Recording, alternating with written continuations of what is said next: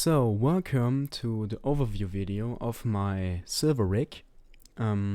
If you're going to open the file, the first thing you're going to see is this text right here, and then this the rig on the left. This is not the actual screen where you should use the rig. For that, go over to this tab called Made by Diorite, and then you're going to a normal Blender screen you're using when animating. The first thing I would like to go over are the main properties, which are on the S symbol. And the first property we have are 3 pixel arms. Should be kind of self-explanatory what this does. Then we have cartoon teeth, which basically just gives these teeth to the mouth for certain effects, I don't know. Extra facials for everything extra and stuff. Yeah, also kind of self-explanatory. Then we have a kind of unique feature called experimental head. So now we have the normal head, which has completely known properties. Like if you move the mouth to here, you're going to get distortion and all that.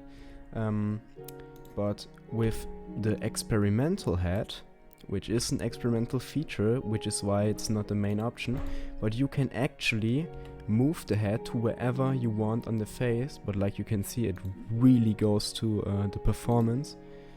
But yeah, you can move it to wherever you want, and have the most flexible head ever, so you can literally do everything that you want. However, it is experimental because it has quite few bugs. Like for example, if you take the mouth outside the head, it just completely disappears. And also, if you move the head certain ways, it can sometimes disappear, not all the times, yeah, like there.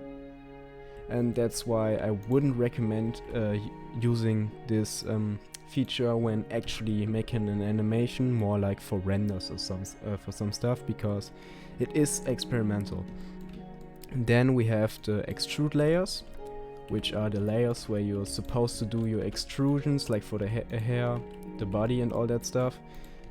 Don't do that on the actual body, please do that on the layers right here and then just bring them over to here. You can do that by grabbing them and then clicking Control and then just aligning them. There you can do all your extrusions for your presets or whatever. Eyebrow thickness, again, pretty self-explanatory what that does. Then we have female mode, which has 2 sliders. First we have the normal female mode, which is kind of brings the hip and stuff. And then we have the actual breasts, which is here. They have 2 sliders, so you can really adjust the position to what you need for your character. Then we have the flip bone, which is a flip bone. Again, pretty self-explanatory. Head world basically just makes the head stay in place and doesn't move with the actual body. Then we have jaw, which just makes the mouth have a jaw, so it moves from this point here and just stays in place. Then we have the second layer, which just adds the second layer outside. If you have a skin with a second layer, this it gets added. And we have smooth bends, which is the last of the main properties, which just makes the bends smooth. Which isn't as smooth as for example on Rig KS4. This is more of a beveled bend, but yeah, I call it smooth bends. Then we have the properties on the eye, which is 2 pixel eyes, which is in case you're having a skin with 2 pixel eyes or just want that, you can do that. To change the color of the eyes, you go here. This is the main color you're going to also have on 1 pixel eye, and this is the color for the second. Then we have eye blink squish, which is for the blinks. as you can see, if I move them now, they kind of squish out, and you can turn that off or like have it just a certain value, whatever you want. I like to leave it on at 1 because I kind of like it. Then we have eye follow, which makes the eyes and eyebrows follow the eyes movement. So you can have that really extreme or just not at all. I usually leave that at around 0.2 because I think that kind of gives that extra bit of detail while animating, but also doesn't look too extreme. Then we have the eyelashes, which obviously they need to be there.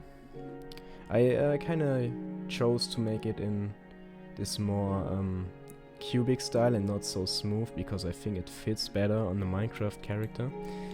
Then we have global eyes, which is basically the same as head world or global head, however I called it, which just makes the eyes stay in place and doesn't make it follow the head.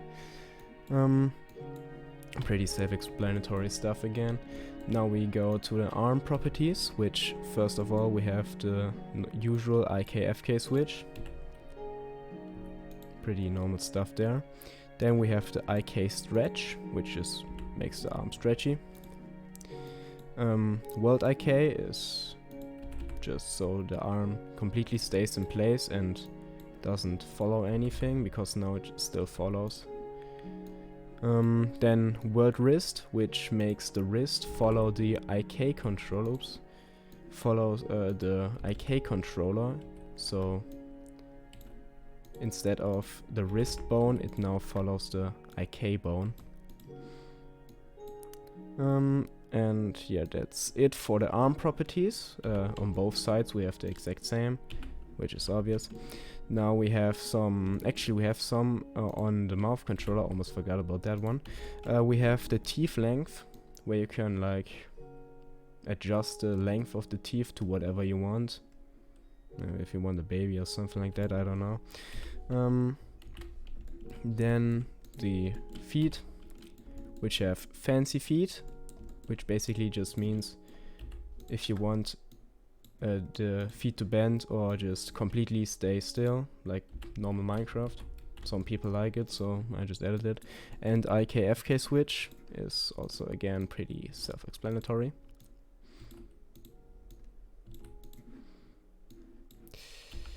We have a Footroll,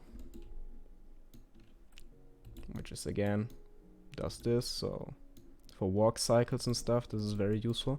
It looks like it's not actually perfect there. It is a bit of a bug. What you can see when you move it forward and then rotate it, it perfectly stays in place. It's just some dumb bug there is. I don't know. Then we have something that probably a lot of people are waiting to see, is the fingers. You just move this thing to here and now you got fingers. You scale it to get rid of the thumb filling if you want that. This is the main finger controller. You bring it outward to move the fingers outward and scale them to bend them. Then you can rotate them and make like poses with them. Same for those. Those are just like extra mini controllers for the individual fingers. And then we have like those ones which just give you that little bit more freedom of like using the fingers. I don't know. The fingers actually use also work with the smooth bends, which is why I decided to make them like this slider here, so you can like quickly change between them while animating, because sometimes you don't want to show the fingers but you have like smooth bends on, so it would be kind of weird if you still have like this smooth bending there, so you can like just disable them really quick. Same goes for the 3 pixel arm, also fingers here, thumb filling, then smooth bends. It's pretty nice actually. Yeah, and that's kinda it. Everything else is kinda self-explanatory. Oh, actually, the face, you have like sharp mouth, which just makes the corners sharp. and we have a smooth or beveled mouth, which is like makes the mouth beveled and easier to see. Like when it's like this, you can still have him like expression or whatever you need it for. Yeah, that's it. We have here like the normal eyebrow controller. Then we have the eye controller, which only goes up and down to make him angry in this, but you can like rotate it and scale it. Here's another property. Affect middle. Basically, if you don't want it to affect the middle, you can turn it off, because sometimes you like if you go inwards, this would be kind of weird. But when you go outwards, I don't know how you say it. It's kind of useful to have it.